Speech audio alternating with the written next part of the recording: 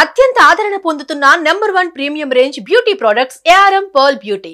ATM అనగానే మీకు ఏం గుర్తుకొస్తుంది? డబ్బులు గుర్తుకొస్తాయి. అందుకు కారణం అర కిలోమీటర్కు ఓ బ్యాంక్ ఏటీఎం ఉండటమే. ఈ ఏటీఎంతో పాటు రీసెంట్గా మరో ఏటీఎం కూడా ఫేమస్ అయింది. అదే గోల్డ్ ఏటీఎం.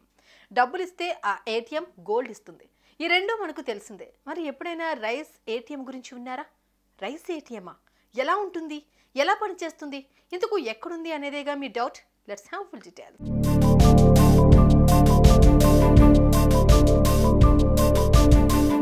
రైస్ ఏటీఎం ఇదే ఇప్పుడు హాట్ టాపిక్గా మారింది. మనీ ఏటీఎం, గోల్డ్ ఏటీఎం అంటే ఓకే, కానీ రైస్ ఏటీఎం నుంచి బియ్యం ఎలా వస్తాయి? ఎలా పాసిబుల్ అవుతుంది? ఆ ఏటీఎం చూడడానికి ఎలా ఉంటుంది అనేది ఇప్పుడు ప్రతి ఒక్కరి డౌట్. మరి ఆ ఏటీఎం లుక్ మీరు కూడా ఒకసారి చూసేయండి.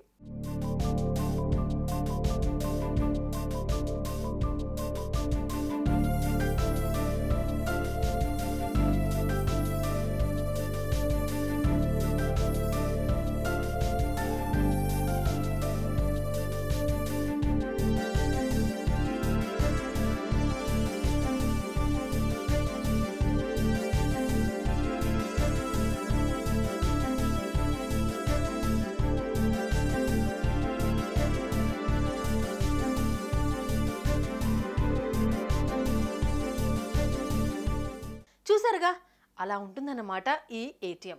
ఇది మన భారతదేశంలోనే ఉంది. ఒడిశాలోని భువనేశ్వర్లో తొలి రైస్ ఏటీఎంను అమలులోకి తీసుకొచ్చింది ఆ రాష్ట్ర ప్రభుత్వం. ఇందులో నుంచి డైరెక్ట్గా బియ్యం తీసుకోవచ్చు.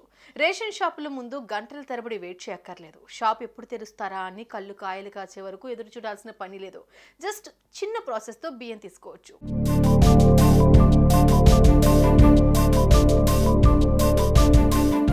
బియ్యం తీసుకోవాలంటే ముందుగా రైస్ ఏటీఎంకి వెళ్ళాలి. అక్కడున్న మిషన్ స్క్రీన్ పై రేషన్ లబ్ధిదారులు తమ రేషన్ కార్డు నెంబర్ ఎంటర్ చేయాలి. ఆ తర్వాత వేలిముద్ర వేస్తే అంతే. సింపుల్ గా అందులో నుంచి వచ్చే బియ్యాన్ని మన సంచిలో నింపుకోవచ్చు. ప్రతి రేషన్ కార్డు లబ్ధిదారుడు ఏటీఎం ద్వారా ఒకేసారి 25 కిలోల బియ్యాన్ని తీసుకోవచ్చు.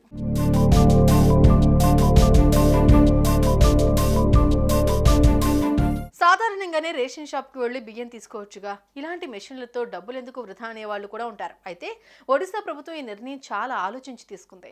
బియ్యం కోసం రేషన్ దుకాణాల ముందు గంటల తరబడి నిలబడాల్సిన అవసరం ఉండదు. అంతేకాక అక్రమ రవాణాకు పూర్తిగా అడ్డుకట్టపడే అవకాశం ఉంటుంది. ప్రజలకు ఇబ్బందులు లేకుండా, రేషన్ అక్రమ రవాణా అవ్వకుండా చాలా తెలివిగా ఈ నిర్ణయం తీసుకున్నారు.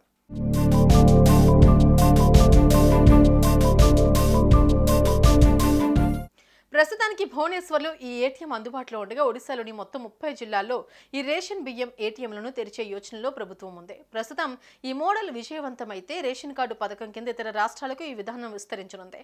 ఆ ప్రకారం ప్రజలకు ఇబ్బందులు లేకుండా, అవినీతి జరగకుండా ఉండేందుకు ప్లాన్ చేస్తోంది.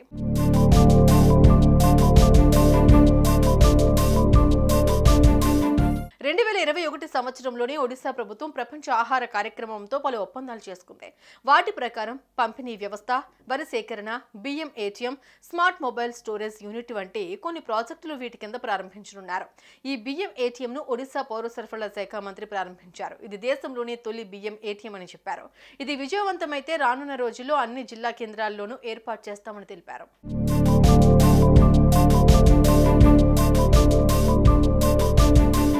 వినడానికి కాస్త వెరైటీగా ఉన్న ప్రజలు మాత్రం ఈ నిర్ణయానికి అట్రాక్ట్ అవుతున్నారు.